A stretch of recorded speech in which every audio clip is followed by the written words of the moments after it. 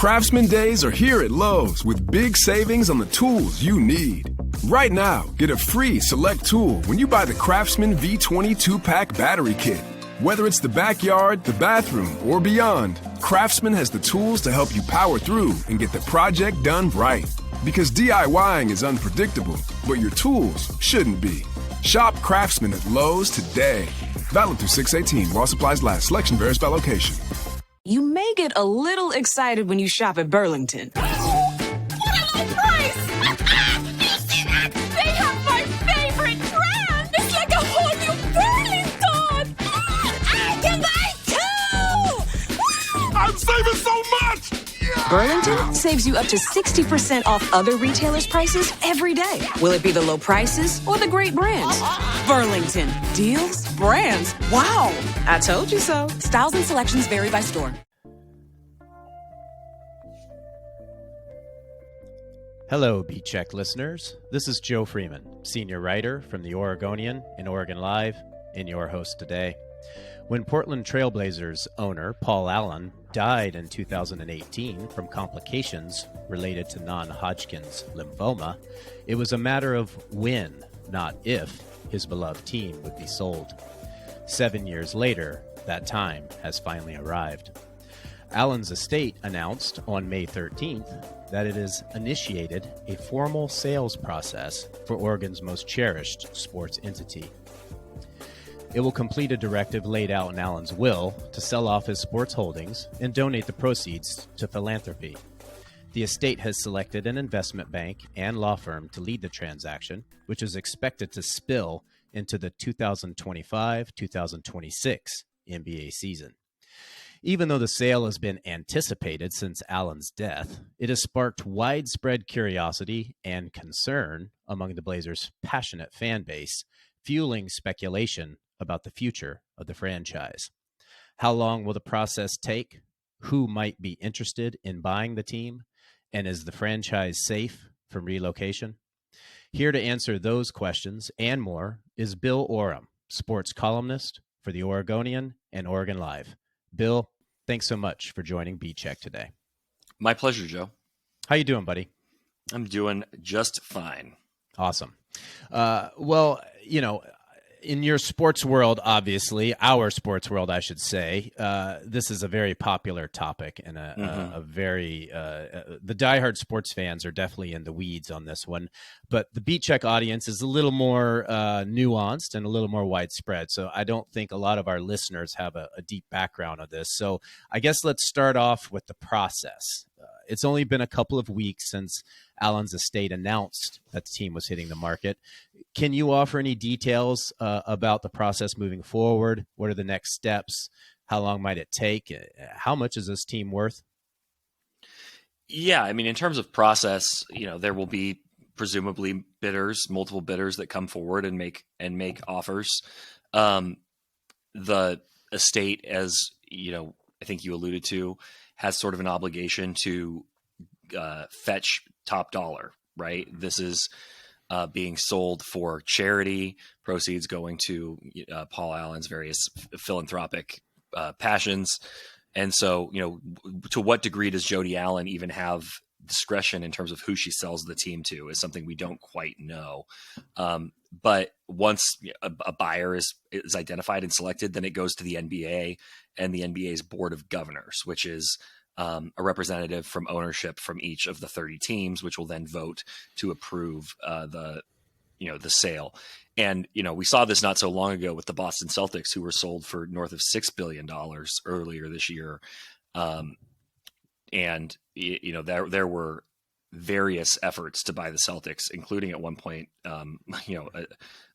Jeff Bezos was linked to that team, but there were minority owners involved who wanted to potentially buy out the majority owner, and ultimately went to Bill Chisholm for the $6.1 billion.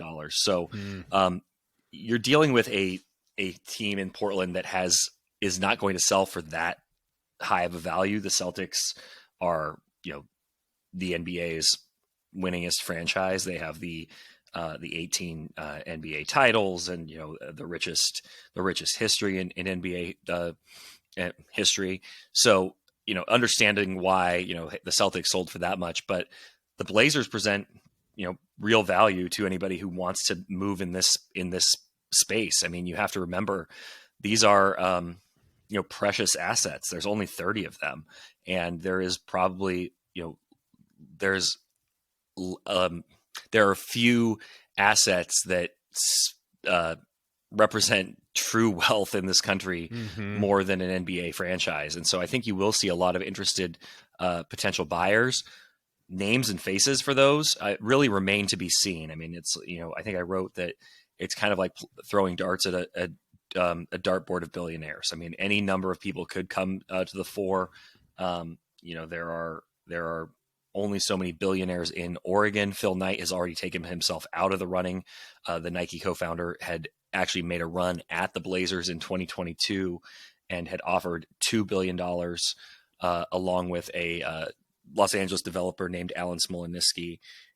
Phil has taken himself out of the equation this time. So very interesting to see what will happen and who will be in the mix this time. Okay, we'll get into Phil's interest or lack thereof, and maybe some potential names here later in the pod. I'm kind of curious, and I imagine a lot of listeners are curious. The team is in the thick of an important off season right now, and the front office and coaching staff have to run the day-to-day goings on of the franchise. Is it just standard operating procedure at the Moda Center for GM Joe Cronin and Coach Chauncey Billups? What's going on with the team, right now as all this is sort of going on above their pay grades? I don't know if standard operating procedure would be exactly how I describe it. There are things that, when the team is for sale that, there are certain directives that a front office will have. I mean, you do not want to take on a bunch of salary. You don't want to have a bunch of bad contracts. You want to keep the books relatively clean. But the thing to note there is that that kind of aligns with where the Blazers are in their rebuild. They are trying to get to the summer of 2026 when a lot of contracts will come off the books for them. They have several players, high dollar players like DeAndre Ayton and Anthony Simons, whose contracts are expiring after next season. There's real value in having that money come off the books. So it would be counterintuitive for the Blazers to take back more long-term contracts, even if the team wasn't for sale. But what I think that, won't happen is seeing the Blazers really go all in on the roster that they have in terms of like going and getting like the missing piece, right? Unless a, remarkable deal presents itself. The Blazers won 36 games last year, which was a huge jump from what they'd been previously. They were, expected to be one of the worst teams in the league and went on a, really terrific run in the second half of the season. And, we're even sort of in the mix for the back end of the playoffs. And that was probably never a really realistic goal, but it did sort of, I think, make people feel like this team, with Denny Advia and Tumani Kamara and Shaden Sharp is on the verge of something. And there could be a school of thought that, hey, now this is when you become buyers in the NBA, marketplace and go get a player who, can help take you to the next level, which would be the playoffs or whatever else. I think you're going to see the Blazers be a lot more conservative than that this summer. But again, I think that aligns with smart roster building anyway. Yeah, I guess I should, full disclosure for the Beat Check listeners who don't know, I covered the Portland Trailblazers for 14 years, 13 seasons. Stopped in 2020 was the last year I covered them. I would like to point out that the Blazers made the playoffs 10 times during my run, so you're welcome, Portland. But since my departure from the beat, the team has fallen on hard times. They haven't made the playoffs in the last 4 years. They've been among the league's worst teams during that stretch. I guess, as you noted, Bill, the team made a pretty significant jump and I would say overachieved this last season. Where are they at from a competitive standpoint? And I guess how would you assess their prospects for next season? And then in light of all that, and you kind of touched on this, earlier, the team is still an attractive asset despite all of its struggles, right? Well, absolutely. And again, because there's such a scarcity of NBA teams. And I would argue that the Blazers have a unique value among, their peers because, Portland remains a market that only has one of the top four major professional sports league teams. No disrespect to the Timbers and Thorns and the WNBA team that's coming, but traditionally you think of the NBA, MLB, NFL, and NHL as those big four. The Blazers only have one of those, and the Blazers, as you know, Joe, from your time on the beat, are not just Portland's team, and they are not just a sports franchise here. They are very much Oregon's team, despite the maybe misgivings that a lot of people in other parts of the state have about Portland these days. And also, I don't think that it's just a sports team. It is a symbol of the state. It is a huge part of our identity. And it is, the Portland Trailblazers elevate the profile of the city and the state. They give us a national presence by existing. And, Portland is not a tiny market by professional sports standards. Like, we're not Green Bay, but we are on the smaller end of, professional sports markets. I think we're 23 in TV markets. And I just think that, the Blazers represent something so significant for Portland and the state of Oregon that, a team that is in a state with a lot of other professional sports franchises or a city can't really contend with. So I think there's value, an inherent value in that for whoever comes in and buys the team. Let's elaborate on that a little bit, just in what this team means to this region. You grew up in the state, and you also covered, the Utah Jazz and the Los Angeles Lakers during your professional career. So you have a unique perspective on that. I guess, are the Blazers unique? I mean, I could answer that and say, yes, they are. And the Blazers fan base is unique in its passion and its love for this team. But is there a way to kind of, reflect what it means to this area and how it is unique among this league? Well, I think, you mentioned I covered the Jazz, and Salt Lake City is a growing market that just got an NHL team, and there's a strong belief that there's going to be baseball there in the coming years. Obviously, Portland's, fighting to get in that mix as well.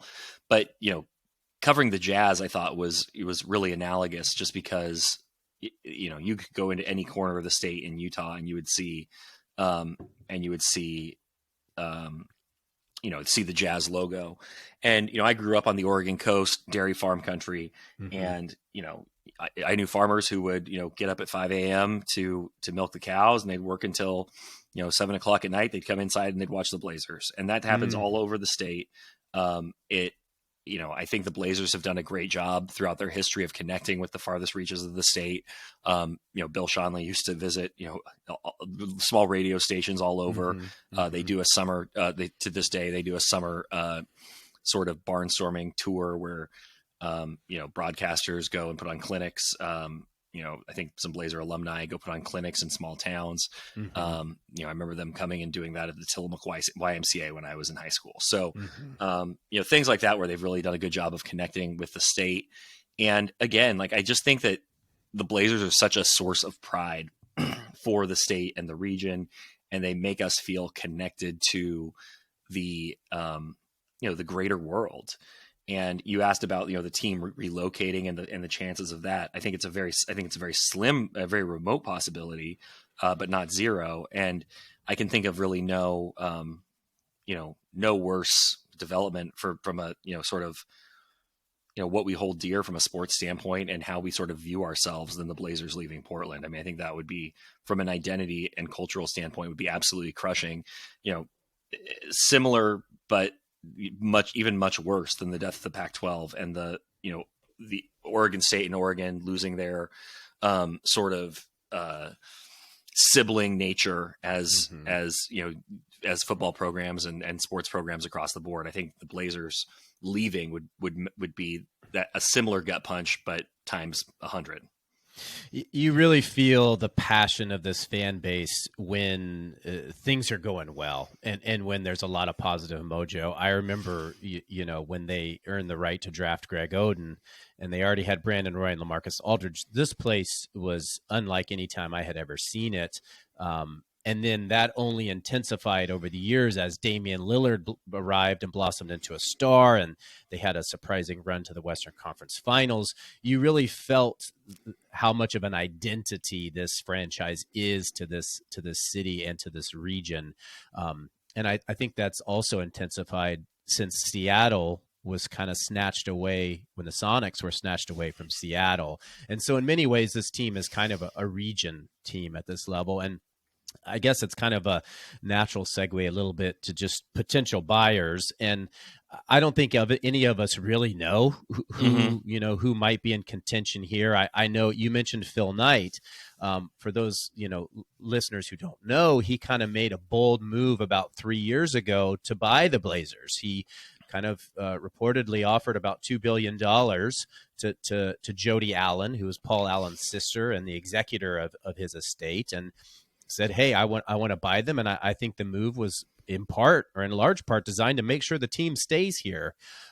She rebuffed his offer. And I guess from a financial perspective, it was a wise move. It's nearly doubled in value since then, I guess.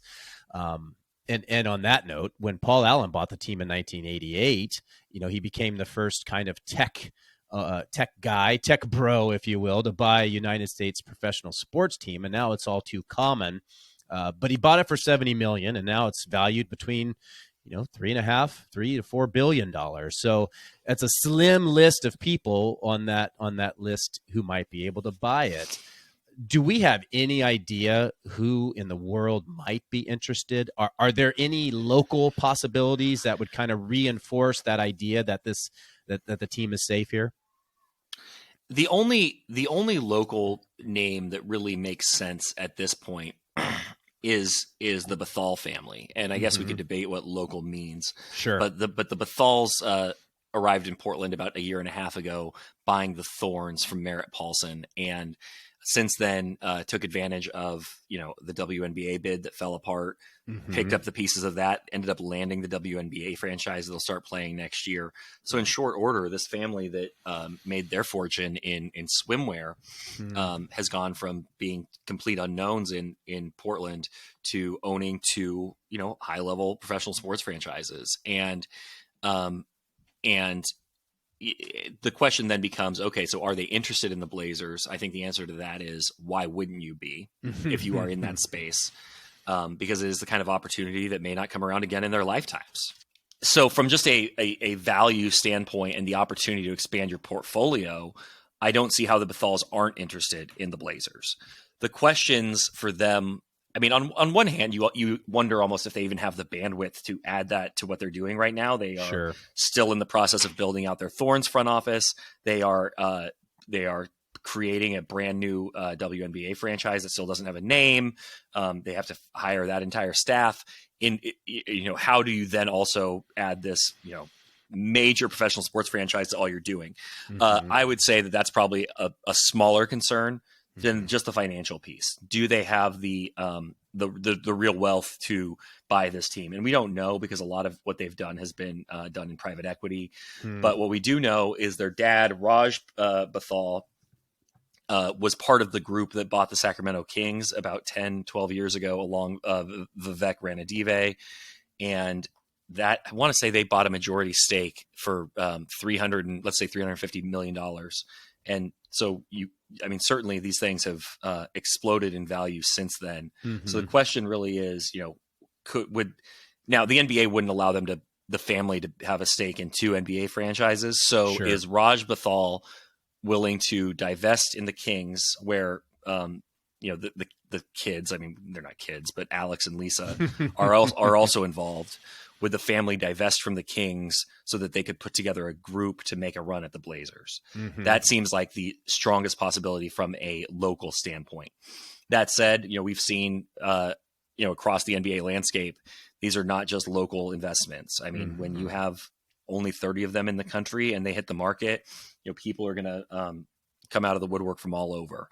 And so, our colleague Aaron Fentress put together a list of possible names that ranged from, people who tried to get involved on the Celtics and were unable to complete that deal, to my favorite name on this list, by the way, was Jody Allen and Burt Cold.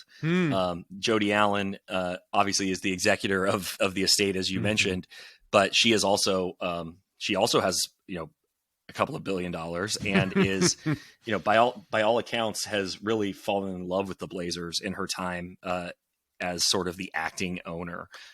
She's present courtside at games and has been really invested and hands-on. Fans don't really see it because she hasn't been out there publicly other than being visible at games. But I do like the notion, just from the standpoint of maybe chaos theory a little bit, of Jody actually trying to put together a group to buy the team from the estate. That seems a little far-fetched to me, but again, when you are stabbing blindly in the dark a little bit just because we don't know, I enjoy that theory. Yeah, you talk about keeping it in the family. Another couple of names that have sort of maybe make sense from both a local and financial standpoint are Travis Boersma, the founder of Dutch Bros, who I believe has a net worth of $4 billion, which I can't imagine that worth is from creating a coffee company like Dutch Bros. It's a lot of lattes. It really is. And then Tim Boyle, I know, has often mentioned of Columbia sportswear fame. He has over $2 billion in net worth. So I don't know if those are possibilities. From an outside standpoint, I know Larry Ellison, who's the co-founder of Oracle, one of the richest humans in the world. He's attempted to buy 3 different NBA teams over the years and has never had the winning bid. You wonder if someone like that might go for another run, even though he is sort of, I believe, in his 80s. So I'm not sure. I think he's 80. Yeah. Yeah. So I don't know. It's very interesting. And I don't know. There's a lot of unknown, I guess, at this point, because it's so early. One thing I would note on Tim Boyle is, yes, he has the $2 billion in net worth. He is 76, but he has a connection with the Bethals. And so that's something to watch. After the Bethals bought the Thorns last year, they opened it up to investors. And so you saw a lot of local investors, including like Joey Harrington and other people of that ilk. And Tim Boyle became kind of the primary minority owner. So he has invested in sports properties with the Bethal family before, a group that included, Raj Bethal and Alex and Lisa and Tim Boyle. I think you're getting closer.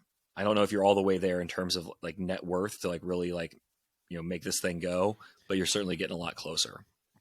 Now, just to kind of wrap up this sort of this part of the conversation, it's safe to assume that the people in charge, the banks and the entities in charge of handling this sale, couldn't care less about whether or not the owner is local, whether or not they're from international waters or wherever.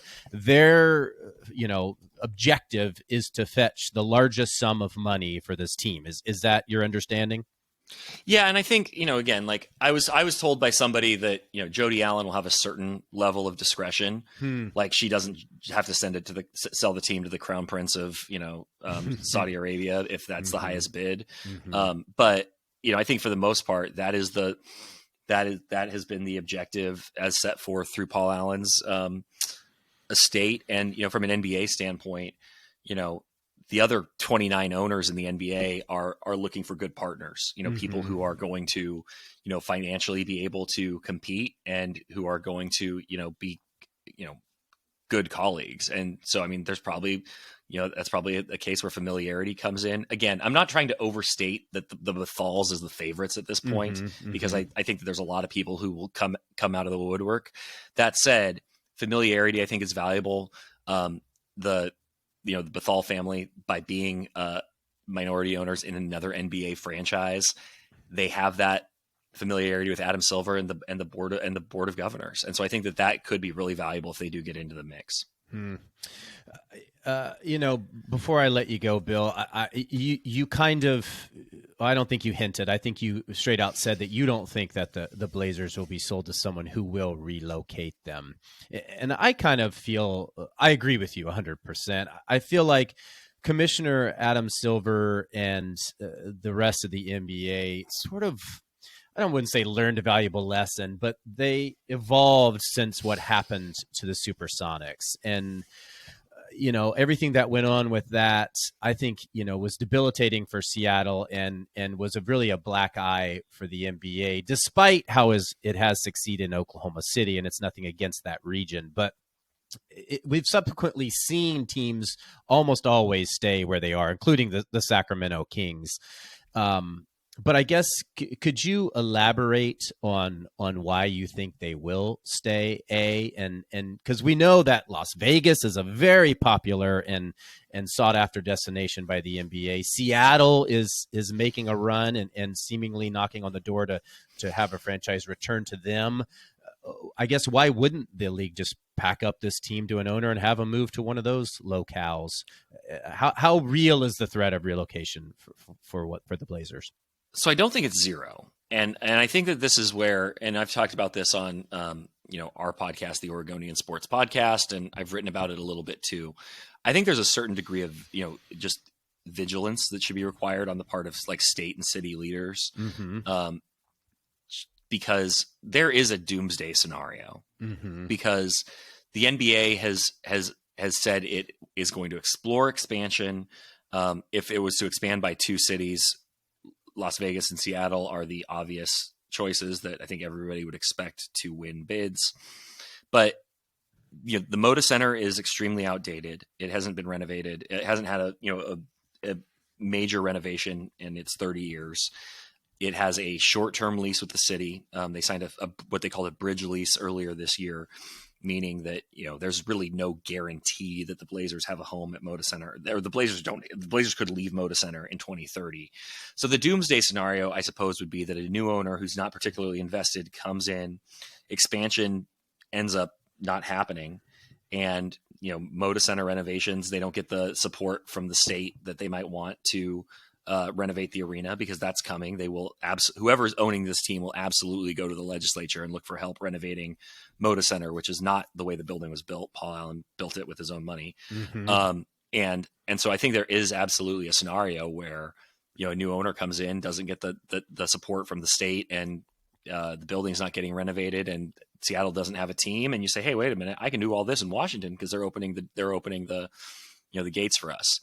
I think that a lot of that is probably a little far-fetched, mostly because, I alluded to the value that I think the Blazers have by being in Oregon, because there mm-hmm. is such an institution. And it's such an institution here. And also, it's fair to wonder, how much the state will want to contribute to Moda Center renovations, mm-hmm. Maybe in 2 years or something like that.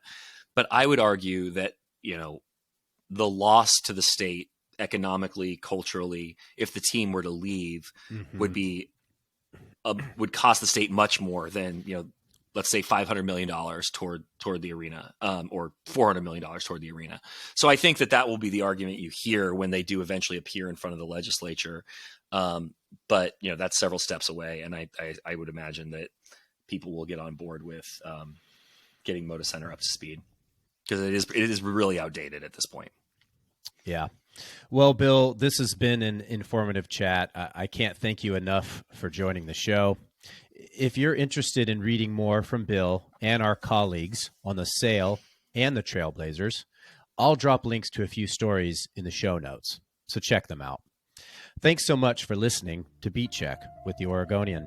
If you like this episode, give us a 5-star rating and review in Apple Podcasts. It really helps people find the show. And tell a friend. Help spread the word. The best way to support our journalism and stories like this one is with a subscription to the Oregonian and OregonLive. You can do that at OregonLive.com/pod support. Until next time, I'm Joe Freeman, and this was Beat Check.